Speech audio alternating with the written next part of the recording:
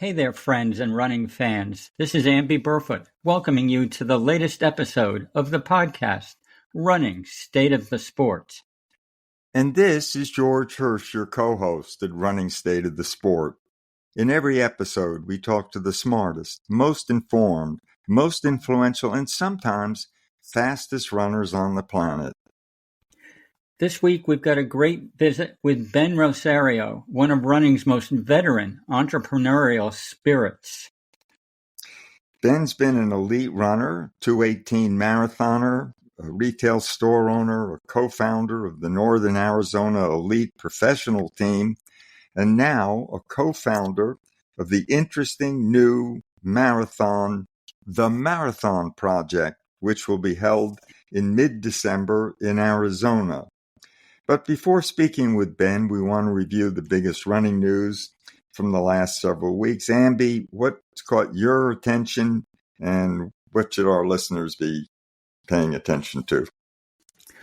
Well, my home state on Labor Day played host to the annual USATF 20K Road Championship, and no surprise that it went to some BYU runners because they seem to win a lot of what's out there these days, although one of them is not a name we're overly familiar with. On the men's side, Connor Mance won convincingly, broke his own course record in the 20K with a time of 56 minutes and 16 seconds, and appears well on the way to that much-publicized American record marathon attempt that he'll make in Chicago in mid-October. The female winner with Aubrey Frenaway. She, like Connor, is a BYU grad, but she wasn't an NCAA championship or anything like that at BYU. She is certainly coming into her own now in 2025. At the Grandma's Marathon a couple of months ago, she ran a 2:27 debut.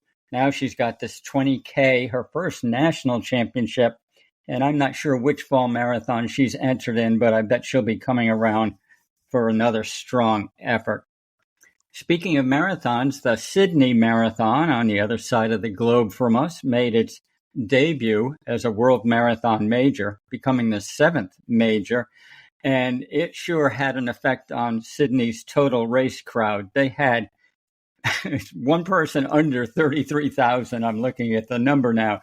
They had 32,959. I guess that's 41 finishers under 33,000 in their finisher group.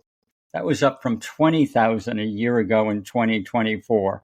So they've made a big jump into the World Marathon Majors. They had great weather, always important. It was in the high 40s or low 50s, and good performances. Certainly the female winner, Sifan Hassan, is the Olympic marathon champion and one of the great female runners at all distances in the sport. She won in a course record 2:18:22. On the men's side, a lesser-known runner named Haile Mariam Kiros from Ethiopia won in 2:06:06, a course record, as the famous and much beloved Eliud Kipchoge ran a strong 2:08:31, but that was only good for 9th place. And I have to mention a friend of mine, the super fabulous Jeannie Rice, who's now 77 years old. She became the first runner that's known to have won an age group title in all 7 world marathon majors. We love her. She cannot be stopped. She ran a very strong 3:37 on a tough course.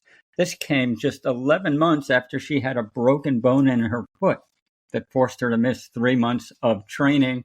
And as usual, she beat the top male in her age group, as she has in 6 of her 7 World Marathon Major wins. This is almost unheard of. In fact, I can't think of anything but maybe some ultra marathons, certainly not World Marathon Majors with tens of thousands of runners, where a female in any age group has beat the top male in that group. But Jeannie's the one, and she does it almost every time. And she's just fantastic. We'll hope to get her on this show pretty soon. George, you were, I believe, covering miling more than marathon running recently at the Fifth Avenue Mile in New York. What was that like? Yeah, it was rainy, but it's such a special event that even though it was drizzling on and off and raining through the morning, it didn't dampen the spirits. Amby, there's a lot of road miles that take place all over, but this one, the New Balance Fifth Avenue Mile, is really special. It's 30 separate races. They begin early. It's 9,000 runners during the course of the morning that builds up to the elite races themselves. And it's very New York. In fact, for the first time ever, they had the first Broadway mile this time. 70 Broadway performers and theater professionals jumped in there and were, fighting it out, and along with all the other age groups and so on. And then, of course, midday, and the rains didn't stop, came the elites. And Yared Nuguse, who is, of course, one of the small handful of the world's greatest milers, won the race. He'd never run it before in 3:47.7, really fast. And I'd say, in many ways, a really nice consolation prize for Yared, who's not going to be going to the World Championships upcoming now in Tokyo. And we're going to miss him because he's usually right in the thick of all those big international races, an Olympic medalist last year in Paris at 1,500. And he outkicked two of America's young guns, Parker Wolf and Drew Hunter. It was a great day for American running. The Americans, as I say, swept in the men. They also swept in the women's. Probably not surprising, since some of the best international stars were, getting ready to head to Tokyo. But a bit of a surprise winner, although she's been running very well lately. Gracie Morris won in a really fast 4:15.5, third fastest ever at the Fifth Avenue Mile. It was an interesting race. Last year's winner, an Olympian, Carissa Schweitzer, she took off and opened a fairly sizable gap, but then with, 300 yards to go, Gracie closed in on her and passed her. And Kaylee DeLay, a steeplechaser, just edged Carissa Schweitzer for second. So, again, big day for the Americans, an awful lot of fun. I think just New Balance has to feel awfully good about a very special event. And Amby, I'm trying to sort through all the other news that's going on leading up to Tokyo, but one that caught my attention, and I think means a lot to you and me, is the sad loss of favorite marathon runner of ours from back in the day, Sister Marion Irvine. You and I know she had different nicknames, the Flying Nun. Marion started running at age 48. And in 1984, at the age of 51, at the age of 54 in 84, she ran a 2:51 and qualified for the Olympic trials, those 1984, the first Olympic trials, first Olympic marathon for women. And it was quite a sensational story. And you and I well remember the organizers paired her off as a roommate for the trials that year with the youngest qualifier, 16-year-old Kathy Shiro from New Hampshire. And we may remember Kathy better as Kathy O'Brien. She was some terrific young runner. I think she may even still hold the high school or 16-year-old record for the marathon. She was special. And 4 years later, Kathy herself went on to make the Olympic marathon team in 88. But Marion was something, and she was a beloved figure in the sport. We all admired her and were crazy about her. Andy, just a word. I talked recently about the fact when we spoke about the late Nina Cusick that she was my partner in the Trevira Twosome race, a couples race that we held in New York City for a good number of years. And Nina and I never managed to win the race, always because there was another duo headed by a terrific age group runner named Fritz Mueller, who's still around. We couldn't beat him. And one year, Nina said to me she was injured and I should go get another partner. And I reached out to Sister Marion, thinking I'm gonna slip in here and see if maybe there's a way we can unseat Fritz Mueller and his partner. And Marion was very excited, she said, about the prospect of coming to New York and running in Central Park, but her schedule just wouldn't allow it. So it wasn't to happen, but I have such fond memories of her, and I think the entire running community back in the day all did. So another loss, a big loss in the running community, Sister Marion Irvine. George, thanks for that great remembrance. I do remember the 84 trials in Olympia, Washington. Maybe there were 200 runners, but there were essentially two stories. One was Joan Benoit Samuelson to be, which of course was a earth-shattering story. And the other was Sister Marion Irvine and her incredible running in her mid-50s that everybody was astonished by. These days, we've got the Jeannie Rices and so many others going 20 years past that, but you got to start somewhere, and Sister Marion was a front runner for sure. Lastly, I just want to make sure our listeners are aware, you mentioned Tokyo. That, of course, is the Tokyo World Championships in track and field. They begin this coming Saturday on NBC and its associated networks, Peacock, CNBC, etc. Couple of big stories. We're all excited about the 1,500 meters to see if Cole Hocker can do what he did last year in Paris, where he won gold. Jakob Ingebrigtsen is finally going to make his first major outdoor appearance of the year.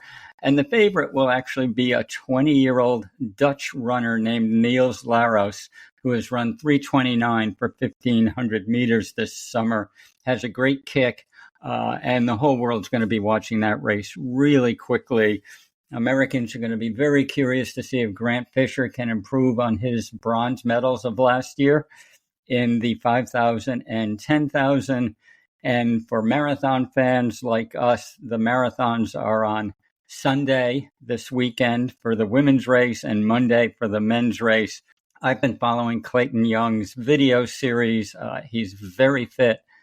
Ed Eyestone says Clayton is maybe the fittest he's ever been. He's been training for the heat and humidity of Tokyo, and he says he's not going to let anyone get away from him. So that will be exciting to watch. And that wraps it up for our review of the biggest recent news from the world of running. Now let's turn to Ben Rosario, this week's guest on Running, State of the Sport.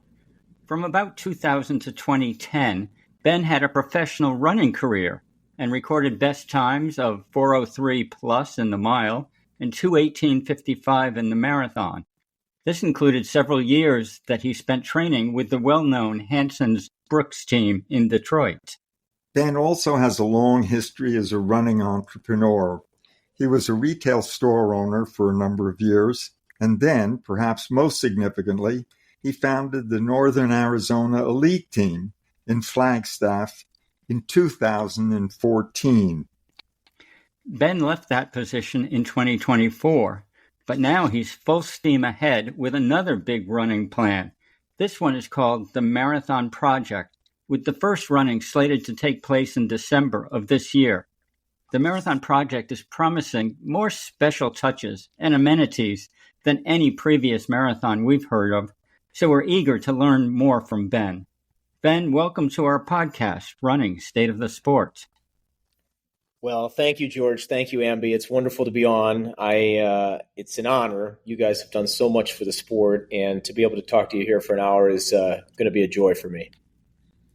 So, Ben, we'd like to begin by having you bring us up to date on your personal bio. How old are you? Where do you live? What's your family situation? And what fills your days after the morning alarm goes off? Sure. So I am now 45 years old. I've been in the professional running industry one way or another for now 20 plus years. I have recently made a big life change. My wife and daughter and I moved to Phoenix, Arizona this past summer after living in Flagstaff for 13 years. We had moved there in March of 2012. And after leaving NAZ Elite, which I believe we're going to get to later in the podcast, in terms of the reasons, but one of the reasons was certainly that we had our eye on a high school down here that we really wanted Addison, my daughter, to go to, called Xavier College Preparatory, Xavier College Prep. Really, really good high school, all girls Catholic high school. I went to a similar style high school in St. Louis called St. Louis University High School, so I was very familiar with that type of education and really value it, and wanted Addison to have that experience essentially. And one thing led to another. I had also been looking for a bit of a career change in terms of my day job, if you will. The Marathon Project, as we'll talk about extensively, is a huge part of my life, but isn't necessarily a 8-hour-a-day job. And so after much introspection, I started poking around on what it might take to get into the teaching world, something I had been considering for a long time internally, not something I had necessarily talked about publicly. But one thing led to another, and I ended up getting into an accelerated online program and getting a job teaching 6th grade social studies and 7th grade ELA at an elementary school, K through 8 school called St. Francis Xavier, which is, interestingly enough, right across the street from where my daughter goes to high school at Xavier. Mm-hmm. And then we got an apartment right across the street. So I walk to work every day. She walks to school every day. It's quite the idyllic situation, and we're loving it. I love teaching, and then I come home and work on the Marathon Project. I guess when my alarm goes off, which is what you asked, I pretty much set it for 5:30 a.m., try my best to get either a walk or a run in and or lift weights, all in about 20 or 30 minutes. And then I double check my lesson plan for the day, send off any Marathon Project emails I need to do. And then I'm off to teach from 7:30 to 3:30, and then I'm back home and doing Marathon Project stuff. So my life is quite busy right now, which is how I like it. Ben, as a former 6th grade teacher myself, I've got to congratulate you on taking that post. I think teaching is one of the most important and most underrated jobs in the country. So I'm glad you're throwing yourself into that often chaotic situation. But let's go back a bit. You grew up in St. Louis, which I don't consider one of America's running hotspots. So how does a kid from St. Louis get started in running? What was your own personal experience, and how did the flame get lit for you? I was very fortunate, I would say. In the early 90s, we're talking 90, 91, 92, when I was in 6th, 7th, 8th grade, 93, it was the doldrums of running in the United States. We had sort of peaked there in the 70s and 80s, and we were experiencing a little bit of a lull, I think it would be fair to say. And so I was lucky to have a middle school teacher, Bob Banty, who was the math teacher at my grade school. He was a runner, and he was keeping the flame lit, if you will, to use your phrase, for running in our school by hosting a cross-country meet in the fall for all the little Catholic grade schools in the city of St. Louis, and a track meet in the spring. And that was what I did. I did one cross-country meet in the fall, 7th and 8th grade, and one track meet in the spring, 7th and 8th grade. Maybe we had one other, I can't remember. And that's what got me going, and I was pretty good at it, and good enough anyway to want to go out for the high school cross-country team, which I did when I went to St. Louis U High. And there I was, again, fortunate to have Jim Linares as my coach. He was an amazing coach. He had built up one of those programs that by the time I got there had 100 boys on the team, and Jim was a dynamic personality who, you kind of wanted to run through a wall for. And I fell in love head over heels, I think, on the first day of cross country practice and sort of never looked back. So you went on from all that to qualify for 2 Olympic marathon trials. You spent a few years training with the Hansons, a very well-known running team in Michigan. But as we know, 2:18, very respectable, but it doesn't get you to the Olympics. What did you lack that the 2:08 guys had? And I ask you this because you certainly became a well-known coach. So what lessons did you learn about marathon training and racing from your own career that you were able to pass on to others? Well, certainly what I lacked was just talent, just talent. I could stay healthy and I could train pretty hard and I was a decent athlete, but, there's a reality to our ceiling, right? Each of us has a ceiling athletically, and mine just wasn't anywhere near the top guys, and that's okay. I would say that, in high school, I was a little bit underdeveloped physically. I was a late bloomer, and so I really loved it and felt like I had a lot more to give. And then in college, I got better, but I was at a Division II school. So again, I felt like there was more to give. And then when I went to the Hansons, I did get a lot better, and certainly was by that time beating a lot of the people that had beat me in high school and college. But it was pretty clear after a year or two there that, I was never going to make that jump to that level where you could make the Olympic team, let's say. One of the realities was that I was training with Brian Sell, who did make the Olympic team eventually, and he was just so much better than me. I mean, it was I could run with him on a 20-mile run here and there, but he was running so much faster than me in workouts and in races, and so it was kind of nice in a way to have that reality. I think there's peace that comes from that, learning that, hey, this is the deal, these are the guys that are going to reach the highest level, and I'm not one of those guys. And so in a way, it made it easier for me to move back home in 2005 and take a job with the St. Louis Marathon and get started on my career in the business of running, which I ended up being much better at. So maybe what I lacked in athletic ability, I made up for in business acumen and coaching ability, I suppose, as well.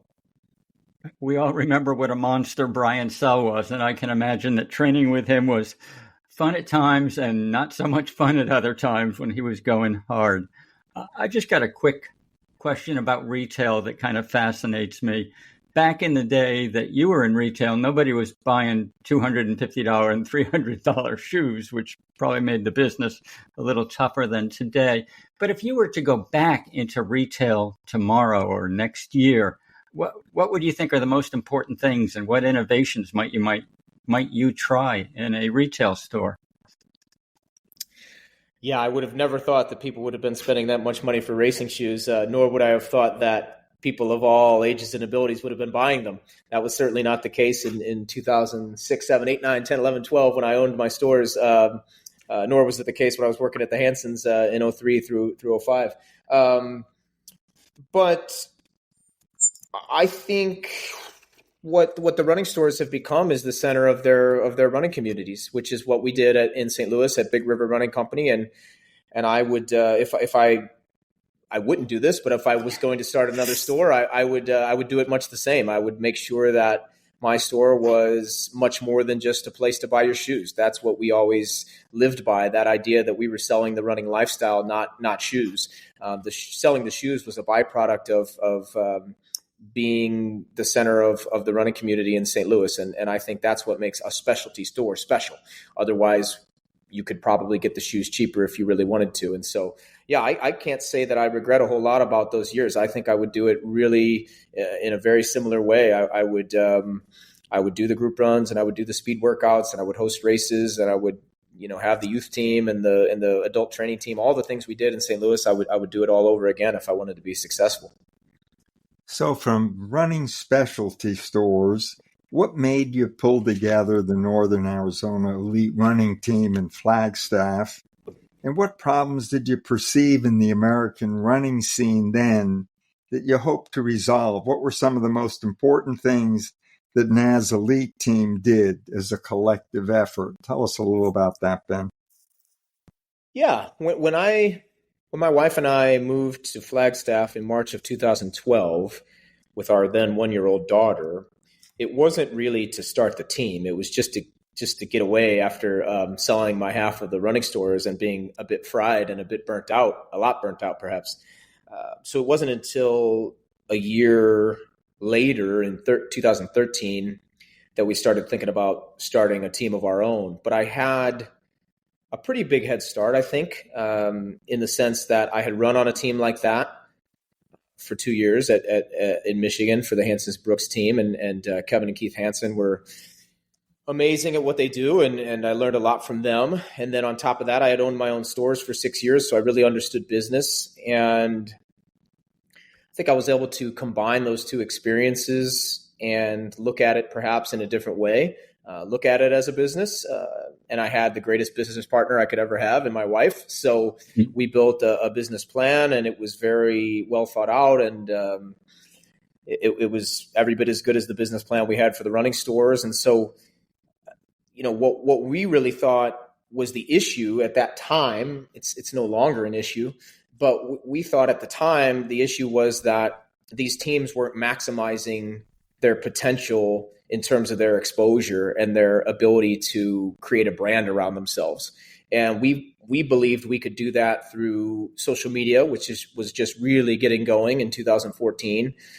We believed we could make videos about the athletes and feature the athletes in those videos, really get their face and their personality out there on Instagram and then Twitter, and be really consistent and purposeful and intentional in the way that we were promoting not only the team as a collective, but then the individual athletes on the team.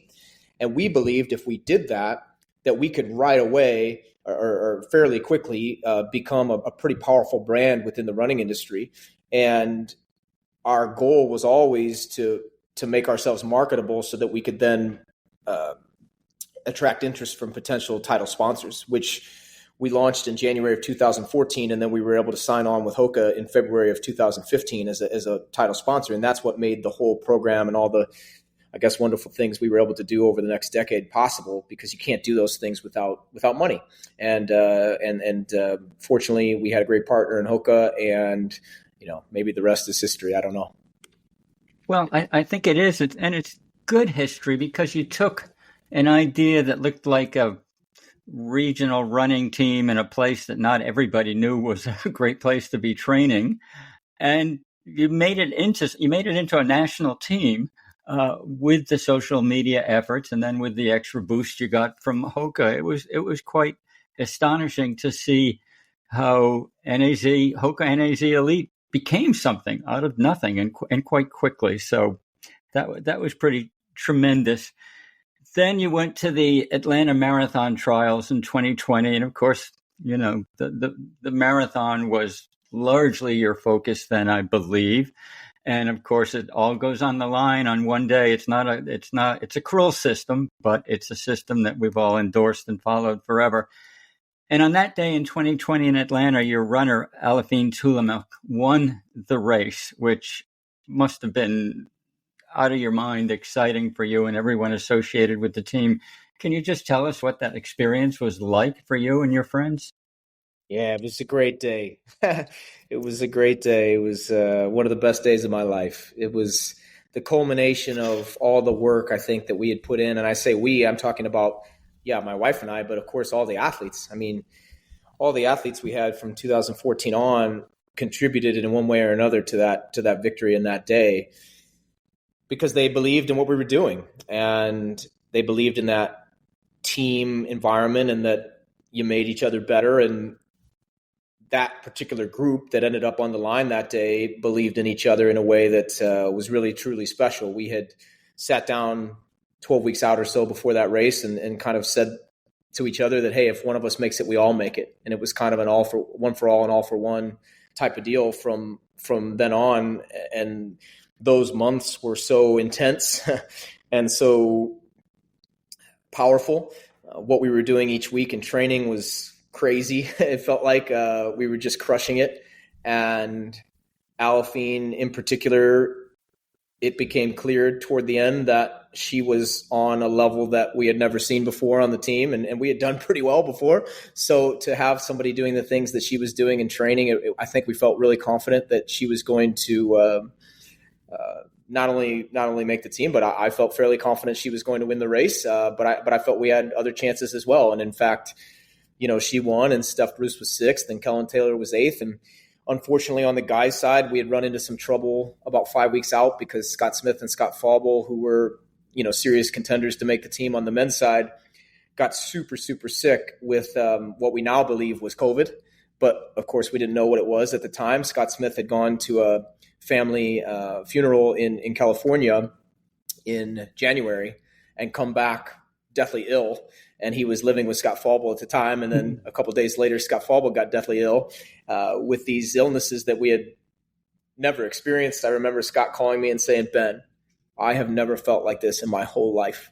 And, of course, they were soldiers and troopers and came back as best they could and finished okay, I think 12th and 19th. But that was a bummer about the day. But the rest of the day was just unreal. Watching Alphine go toe-to-toe with Molly Seidel over the last couple of miles and then pull away and win was that feeling is kind of not you can't replicate that in any other facet of your life, I don't believe, or at least I haven't been able to. So those few minutes of her pulling away and winning and the ecstasy of it all, and enjoying it that evening with each other and with several of my very closest friends that had come down from St. Louis, including my old coach from high school, Jim Linares, who remains a friend and mentor to this day. He was there, and we partied into the night, and it was very special.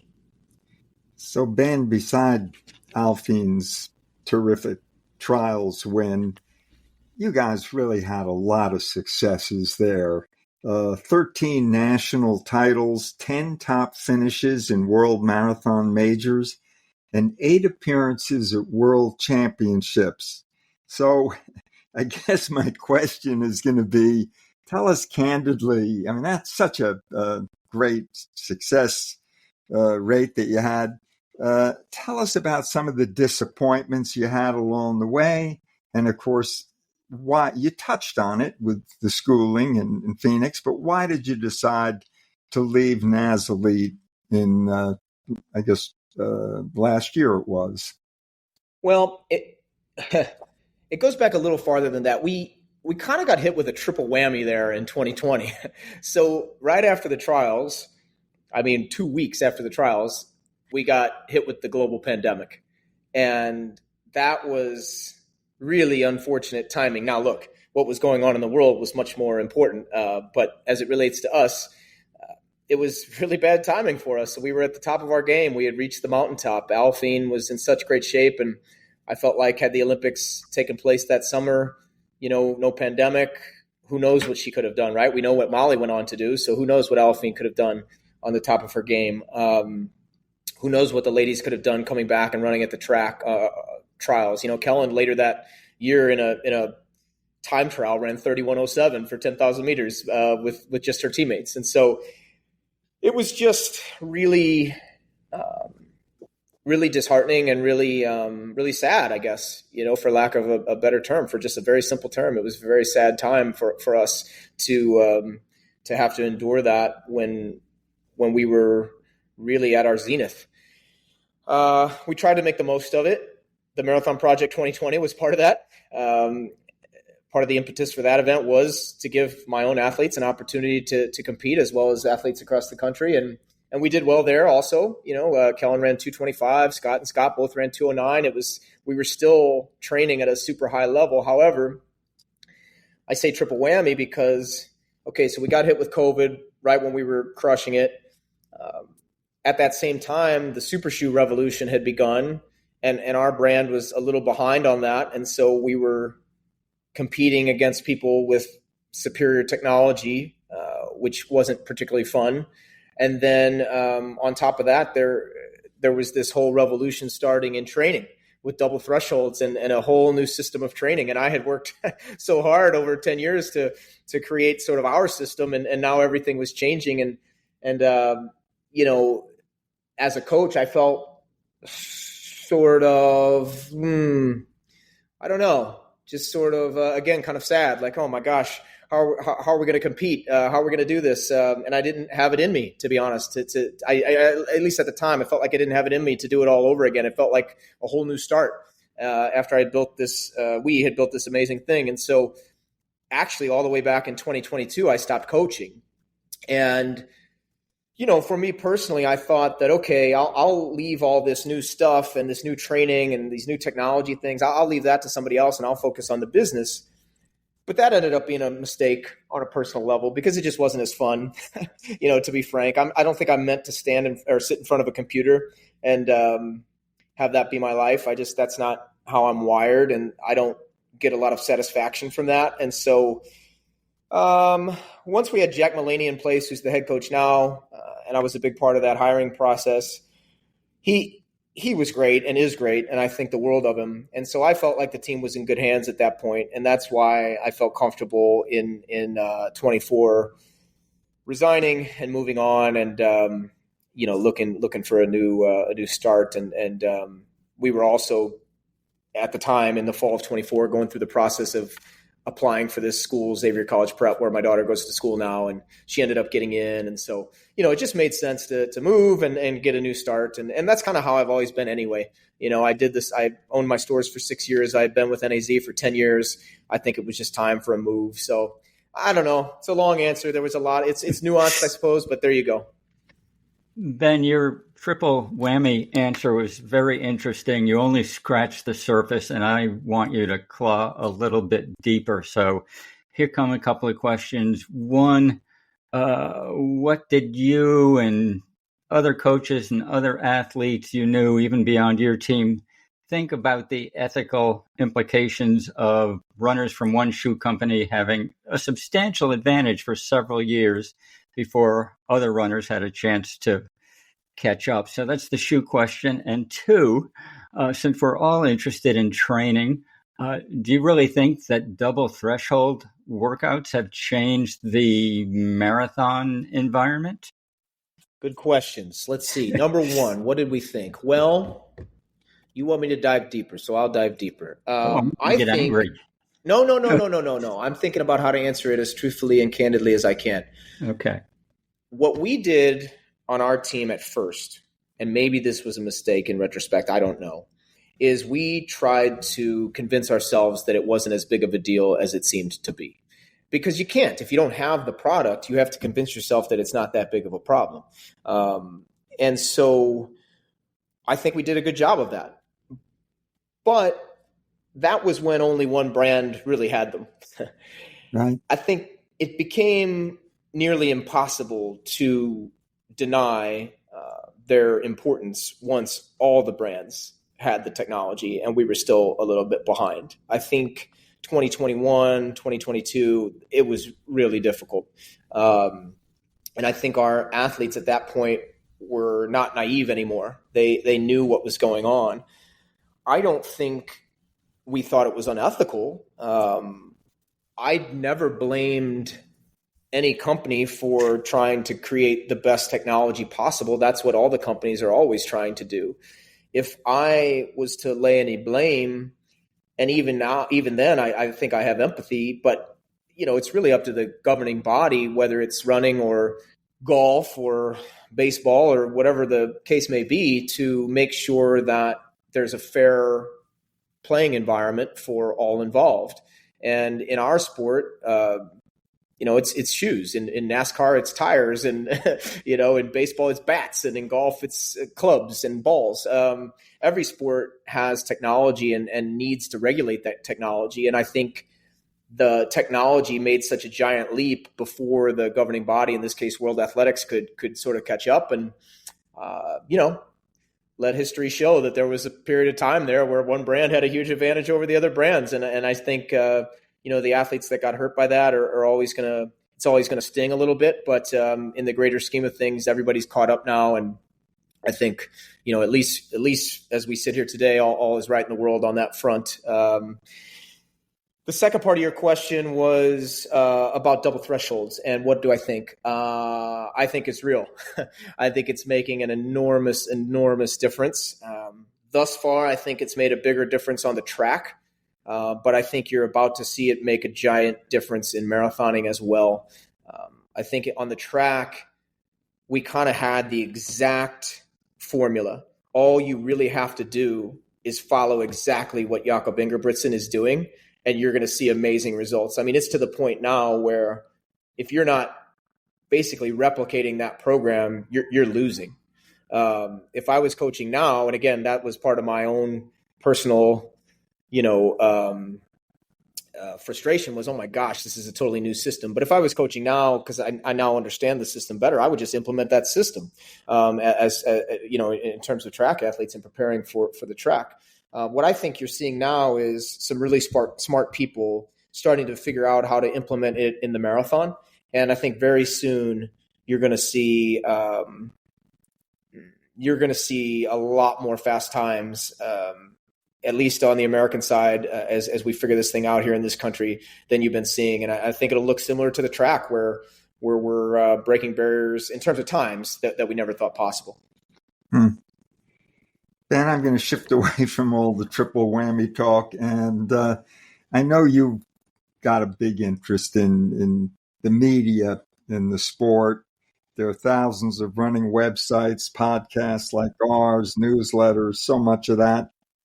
If you were to focus on running media, what do you think you'd go for right now? Do you see any gaps in the running coverage that might be fun to fill?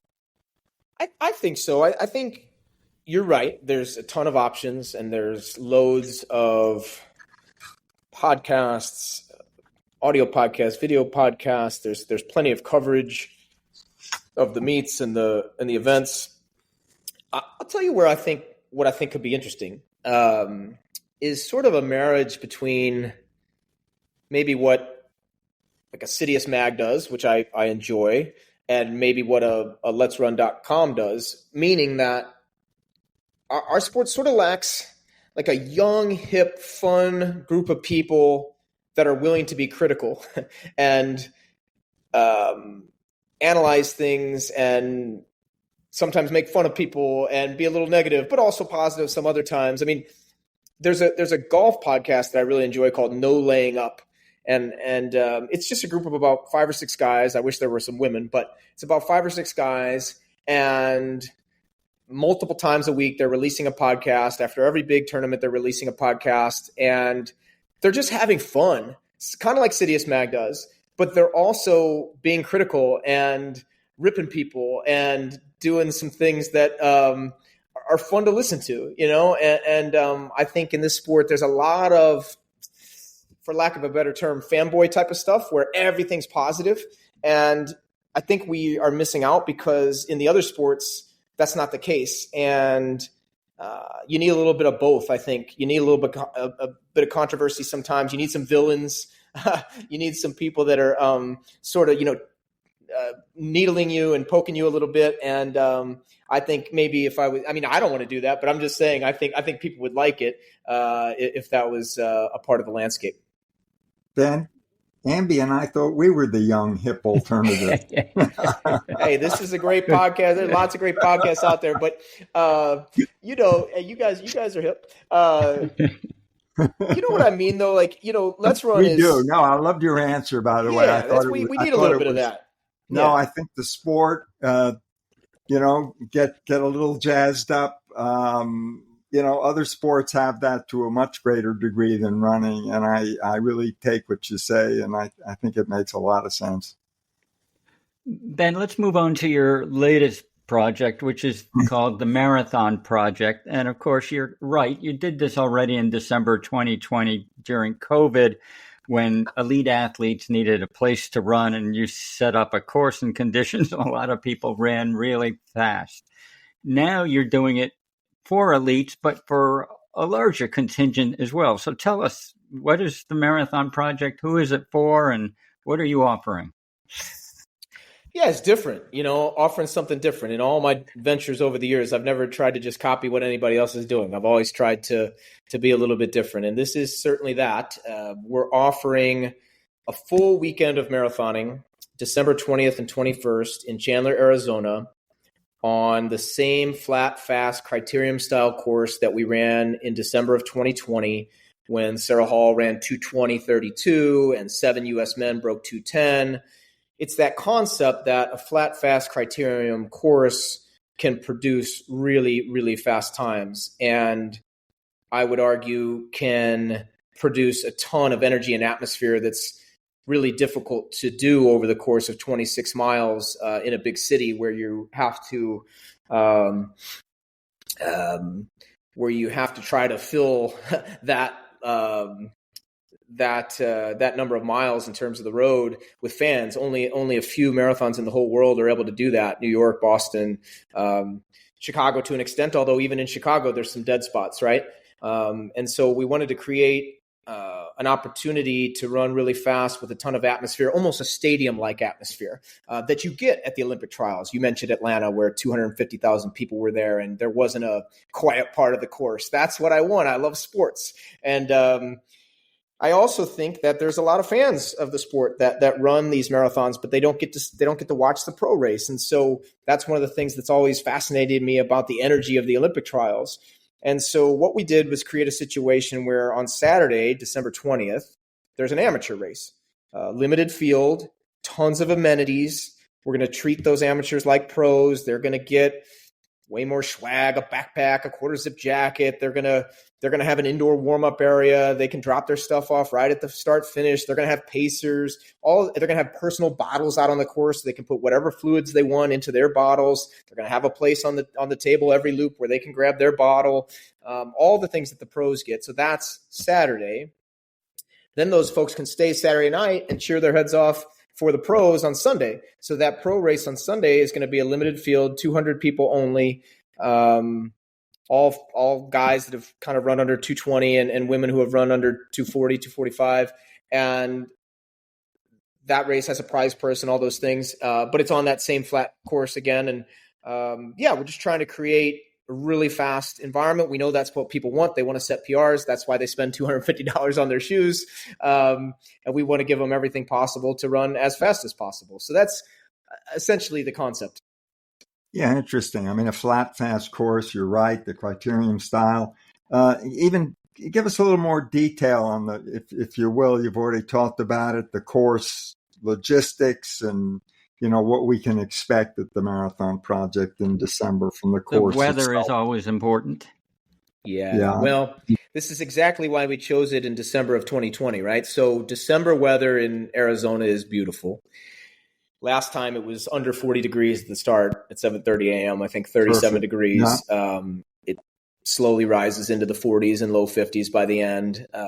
Sunny, gorgeous, crisp, cool air, mountain air. It's just, or desert air, I should say. It's just really, really pretty. The venue is called Wild Horse Pass Resort. So it's Native American owned land that the Gila River tribe has decided to put a resort on in order to, make money basically. So there's on this plot of land, there's a casino, there is a golf course, there are sports fields, there is a beautiful Sheraton Grand Hotel, which is about a half mile from our start finish.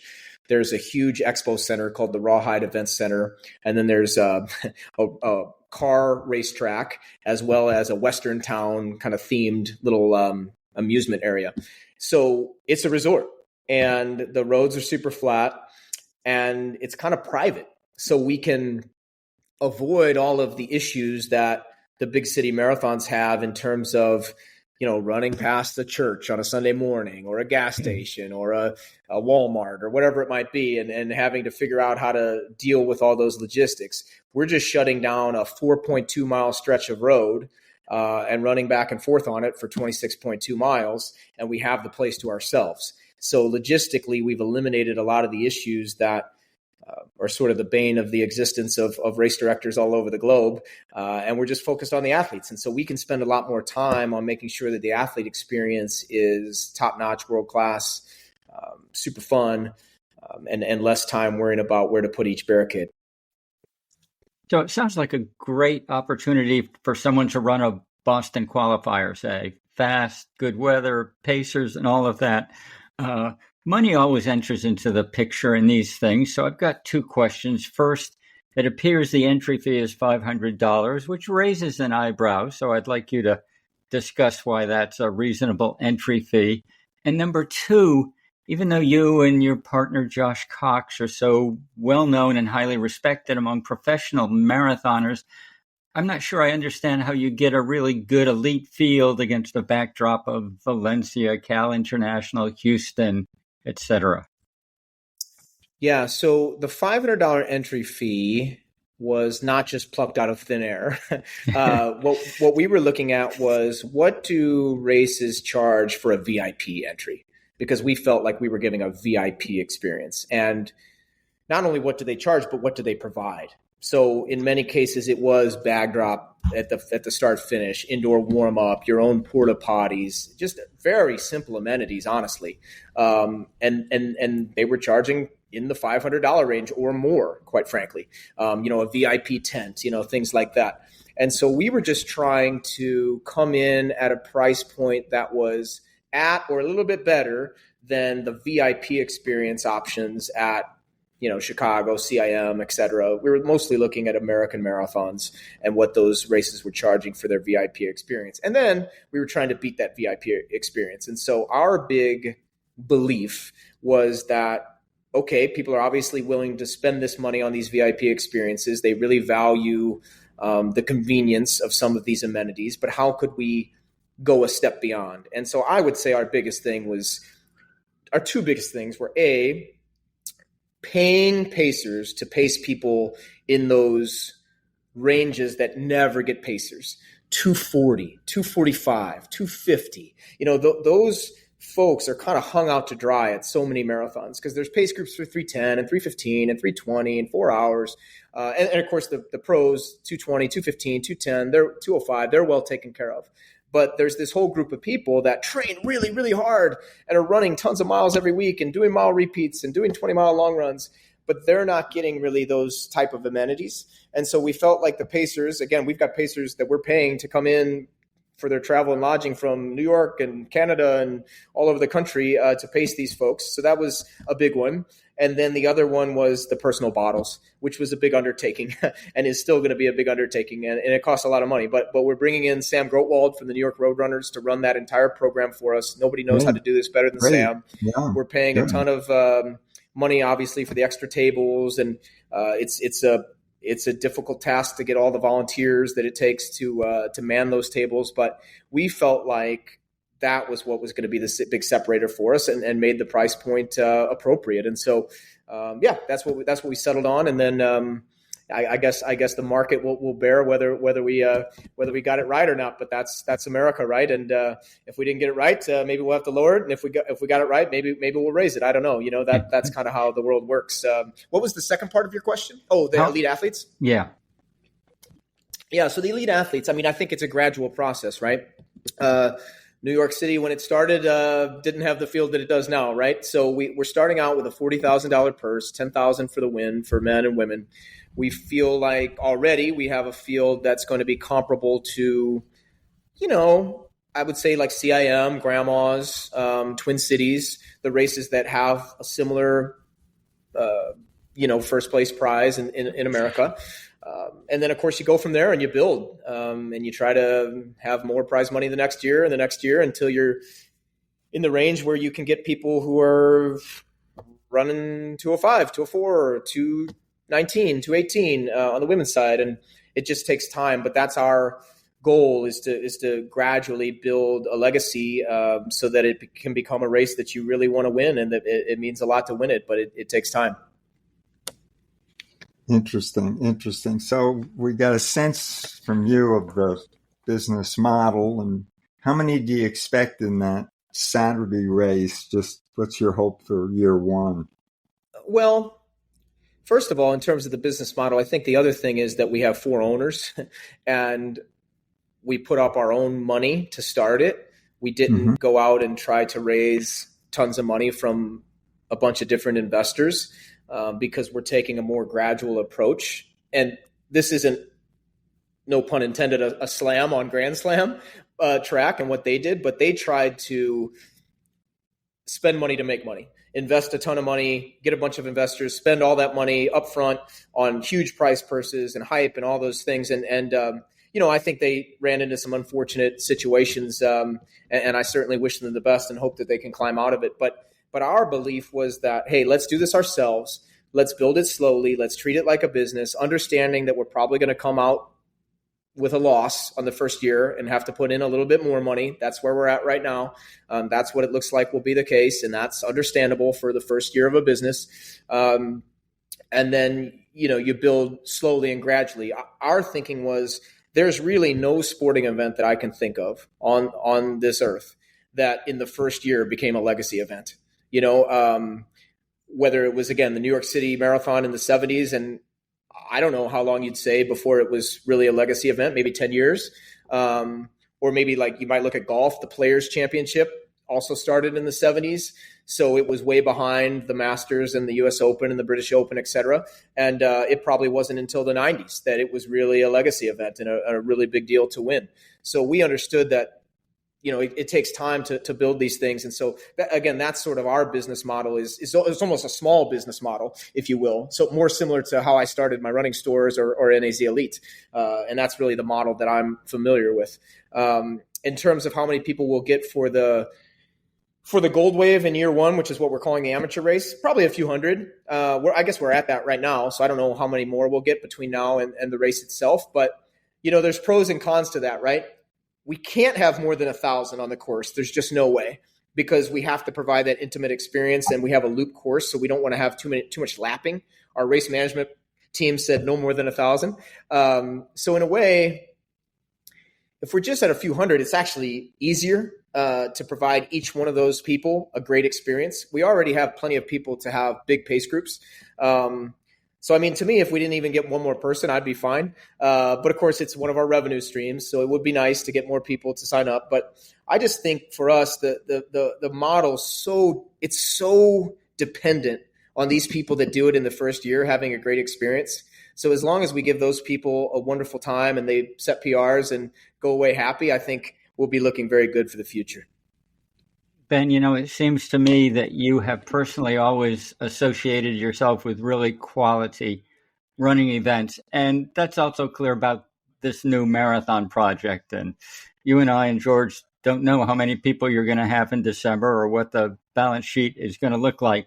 But it's clear it's going to be a quality running event. And I hope that serves everyone well. We're getting near the end of the podcast now, where we ask our two typical questions. The first is essentially the title of this podcast, The State of the Sport. When you look over the running environment in this country and the world, what do you really like? What do you think is going pretty good, and what could use improving?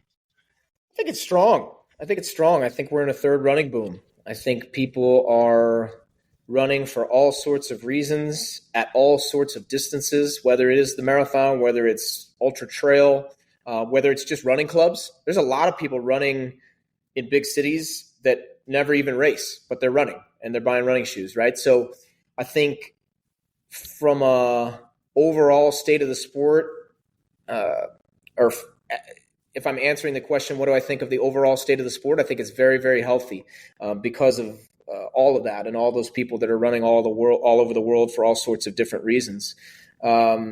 If there was something I wish could be better, it's been my life's mission, right, to figure out a way to convert all those people that are running all over the globe into being fans of the professional side of the sport.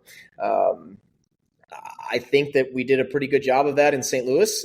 You mentioned at the top, it's you wouldn't think of it as a running hotbed, and yet we did some pretty darn cool things in St. Louis, and people came out and watched. And there's still an event going on every year called the Hoka Festival of Miles. That started as a charity track meet in 2008 that now has 2,500 people coming every year, and it's sold out and it's packed, I suppose. And it's one of the best meets in the country every year for high schoolers. And so, but that was because we introduced it to these folks. And so there's people there that don't follow pro running at all, and yet they love that event because it's so exciting, and our sport can be exciting. And so I don't live under the delusion that we're going to transcend the running world and make running popular to the masses. I don't think, those days are coming back anytime soon. when, let's say Jim Ryan was a household name, and running was in the overall sports consciousness. But I do think that we can do a better job of converting these everyday runners into fans of the sport. We just have to introduce them to it. And so, yeah, that's the thing I'd say I wish was better. And for our final question, it's the 3 fairy godmother wishes, Ben, and we're going to give you only 3 for what you'd like to see. Obviously, you can include the marathon project, your own running itself, and anything to do with friends, family, you name it. 3 big wishes. As you get older, your wishes are, I think, more pragmatic perhaps than they would have been at 25. All I wish for the marathon project in year 1 is for a nice weather day. I think if we have nice weather, which we should, then the rest of it is on us. I don't need a wish. I don't need a fairy godmother. It's up to us, all of us that are putting this thing on, to do a great job. And I think people will have an awesome time, and I think they'll set PRs. And I think if they do that, then we'll be well on our way to having an event that's going to be around for decades. So just give me some good weather on December 20th and 21st. In terms of my own running, I would just say, hey, you know what? If I still love it as much as the two of you at your age, I'll be fine. I don't really have any running goals of my own. I just want to keep running here and there. I'm still trying to run 3 or 4 times a week and just enjoy it. And if I can just keep enjoying it, that would be wonderful. And then my third wish for friends and family. I mean, look, when you get older and you have children, I only have one child, but at this point to my own life, I feel like I've been so blessed and so fortunate.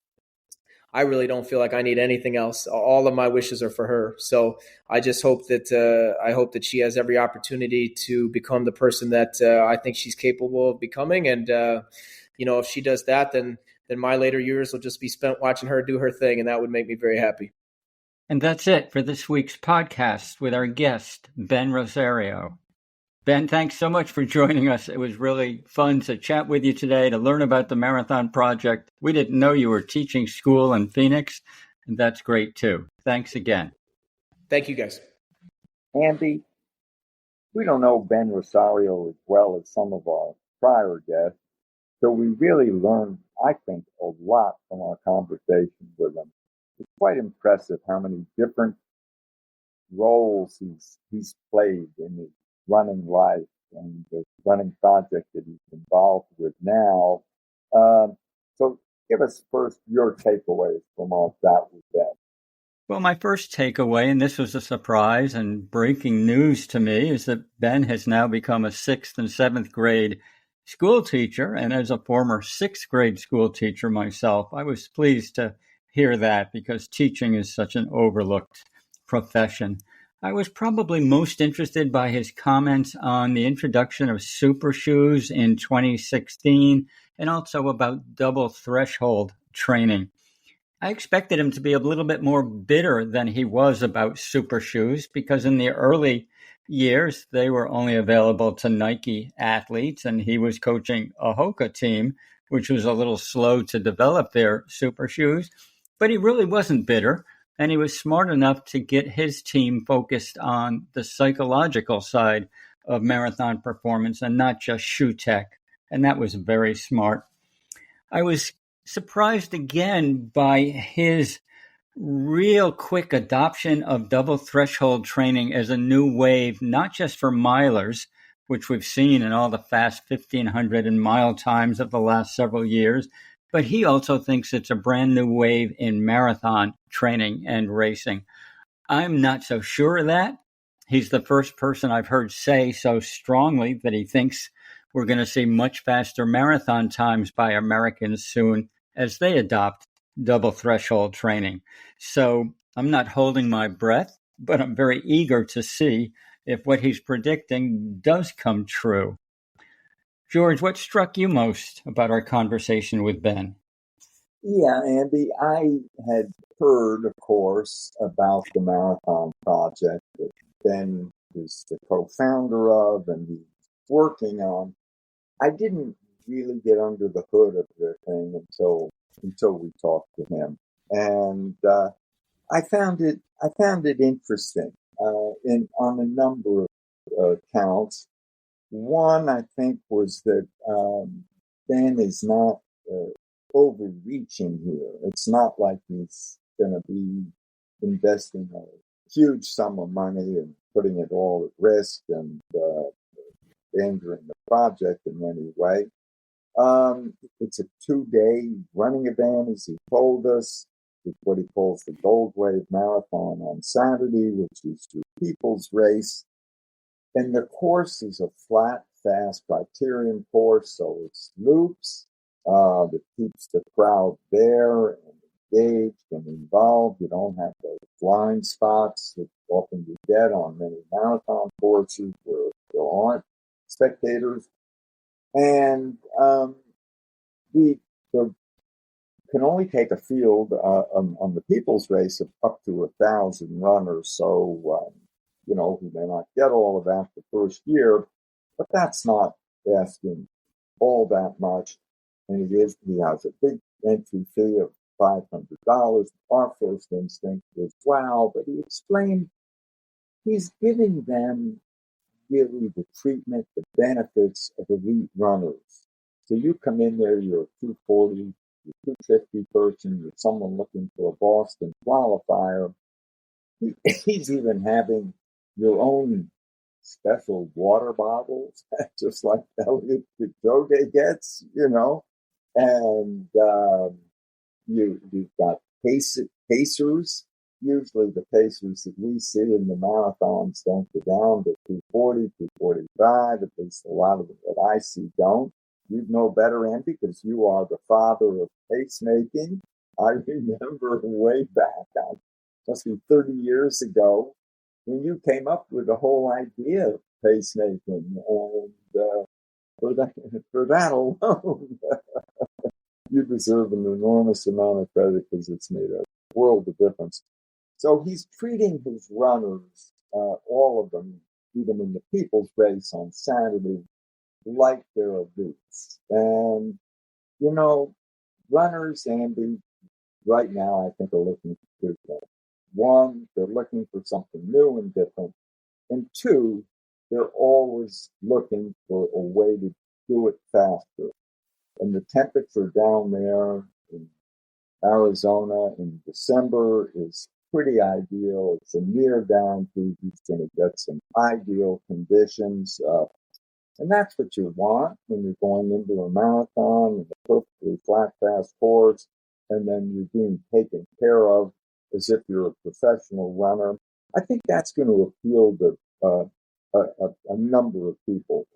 They're willing to lay out $250 for a pair of super shoes, simply so they can run faster. So, the marathon project may catch on just for that reason alone.